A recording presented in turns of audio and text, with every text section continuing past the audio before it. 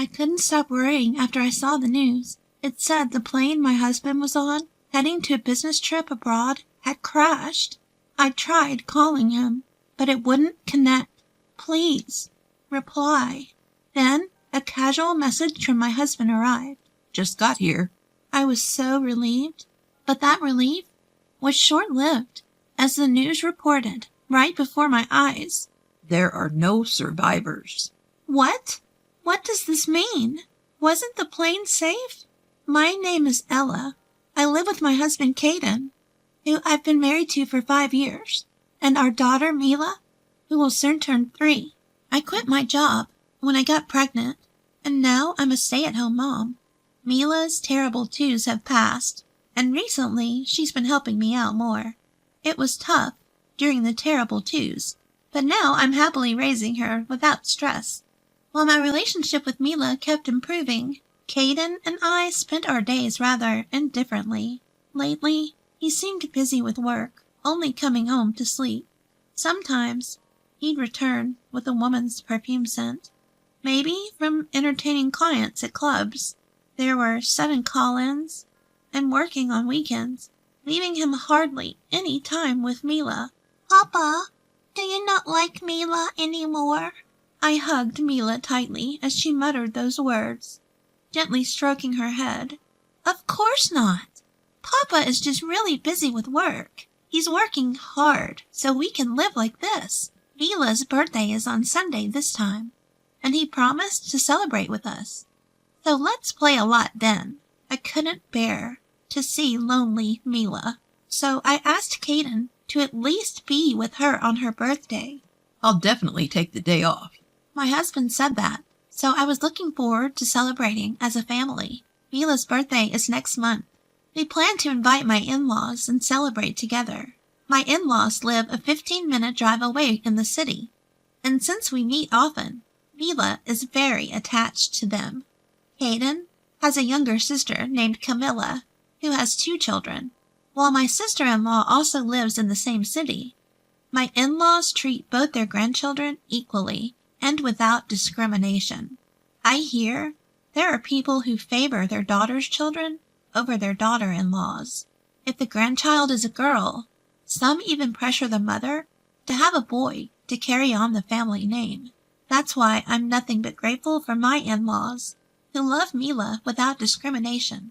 Then one day, my husband told me, I have a business trip abroad for 2 weeks, starting on the 8th next month. I immediately asked him to clarify. Wait, a business trip abroad? From the 8th for 2 weeks? Yes, to America. The flight will take more than half a day. As I looked at my husband, who seemed bothered, I couldn't hold back and confronted him. Hey, you know that Mila's birthday is on the 10th, right? We promised to celebrate together. I've already told her. Today she even looked sad, wondering if you don't like her anymore. Why can't he keep his promise to our daughter's birthday?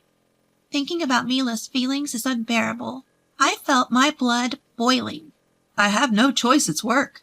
If I could, I would have wanted to celebrate too. Caden's words made me realize. Seeing my husband's pained face, I apologized. You're right. I'm sorry. I just got a bit upset. I feel bad for Mila. As I said that, Caden patted my shoulder. I'll prepare a present. Let me know what Mila wants. My parents will be there, so she won't be lonely. And I promise we'll celebrate together next year. Okay. You better. I emphasized my point to my husband and decided to let it go this time. Although I worry about Mila, I'll do my best to decorate and cook so she won't feel lonely without Caden. I talked to my in-laws about Caden's business trip and asked if they could stay over on Mila's birthday. And then, Poor Caden, having a business trip on Mila's birthday. Leave it to us. We'll liven things up for her. Your father-in-law has already started preparing to stay over. My mother-in-law's response brightened my spirits. If this could make Mila happy, even just a little. The next day, I told my daughter about the overseas trip. As expected, Mila teared up, looking sad. But you know, Grandpa and Grandma will stay over for your birthday. I tried to sound cheerful, and in that moment, Mila's face brightened. It seemed to lift her spirits a bit. The day after Caden left for his business trip, my mother-in-law called. Ella, do you need anything for tomorrow? We've prepared a present and reserved a cake. But is there anything else you want? It must be hard preparing everything by yourself. If you need anything, just let us know. We'll come over early tomorrow." I was grateful for my mother-in-law's thoughtfulness and immediately thanked her. "Thank you, mother-in-law. We just went shopping and picked out what Mila wants. We have decorations ready, too, so it's fine. Thank you for the present and cake." "It's no problem. We enjoyed choosing them, too. Your father-in-law has been excited for a week already. I told him he's getting ahead of himself." Hearing my mother-in-law's words, I couldn't help but smile. I'm glad my in-laws are good people. Even without my husband, tomorrow should be a fun day. After chatting for a while, my mother-in-law changed the subject. "By the way, has Caden arrived yet? He said he'd be moving somewhere else after landing, right?" He mentioned taking a smaller plane after arrival. He should be there by now, but I haven't heard from him yet, so maybe his flight is delayed. I checked the flight number my husband had given me. I'll look it up once I finish talking to my mother-in-law. Just as I thought that, "Ella, was Caden's business trip to America?" I sensed something unusual in my mother-in-law's suddenly trembling voice. "Yes, it was. What's wrong?" "Turn on the TV right now. They're reporting on a plane crash in America." "What?" I hurriedly turned on the TV, and the emergency news report was covering the plane crash. In shock, I dropped the phone from my hand. Hearing my mother-in-law scream, I hastily picked up the phone. "Ella, calm down. It's not certain that that's Caden's plane." You're right." But even as I said that, I was overwhelmed with anxiety. What should I do? If something happened to him? The news anchor mercilessly presented me with an unwanted fact. They mentioned the same aircraft name as my husband's flight. Mother-in-law, this is the plane that Caden was on." "What?" "What should we do? Caden!" Faced with the unbearable reality, I collapsed to my knees. I felt my mouth rapidly drying up, tears flowing from my eyes before I knew it. "Ella!" My mother-in-law's loud voice pulled me back to reality. "Ella, stay strong. We don't know what's happened to Caden yet, do we? Call him first. I'll hurry over to your place right now, so calm down, understood?" Yes. After hanging up with my mother-in-law, I immediately called Caden, but all I heard was the empty sound of the call ringing. No way. How could this happen? Why won't he answer the phone? Desperate, I texted my husband, "Are you okay?" I tightly clutched my phone with both hands, staring at the screen. Then, "I just arrived." Miraculously, I received a text from Caden. Thank goodness. I really mean it. Thank goodness. Relief washed over me, and tears flowed. I heard these words coming from the TV I left on just after I started typing a reply. "Furthermore, there are no survivors." What? No survivors? What does that mean? Even though it was supposed to be the same aircraft Caden was on. Unable to stand it, I stopped texting and tried to call him, but it wouldn't connect at all. Why won't you answer the phone? When I switched to texting, I received a reply from him via text. "Well, I just arrived at the airport, and I have to pick up my luggage and stuff." How could he not care about my feelings? My anxiety and anger mixed, and my irritation grew. The news said that there was a plane crash. I was really worried.